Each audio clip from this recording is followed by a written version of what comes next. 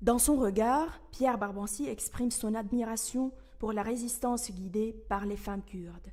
Il garde en lui les images du combat dont il a été le premier journaliste témoin en octobre dernier. La première image, c'est ces jeunes femmes avec Kalachnikov en bandoulière. Comme cette jeune femme qui s'appelait Kurdistan d'ailleurs, son prénom c'était Kurdistan, et qui était à 19 ans, elle était chef d'un groupe de combattants, d'une dizaine de combattants, dont des hommes et des gens beaucoup plus aguerris qu'elle.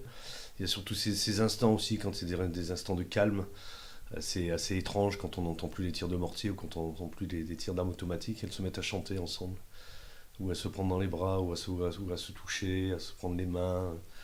Il y a des choses très très humaines et très très belles qui coexistent avec cet état de guerre et cet état de mort. Des scènes de vie et des scènes de guerre. Sur place, la population n'a pas attendu les Occidentaux pour prendre les armes. En réalité, Kobané est assiégé depuis 2 ans. Et la coalition n'est intervenue que quand les islamistes sont entrés dans Kobané. Donc en fait, ils tiennent encore 400 villages autour de Kobané. Et donc, c'est pas la coalition qui a sauvé Kobané, c'est d'abord la résistance qui est menée aujourd'hui. J'ai pu constater moi-même aussi qu'il y a eu des attaques de djihadistes qui sont arrivés du côté turc.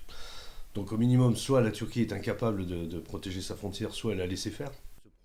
À Kobané, il y a ceux qui combattent et ceux qui essayent de vivre. C'est une forme de résistance d'ailleurs. Ils ne prennent pas les armes parce qu'ils ne sont pas combattants.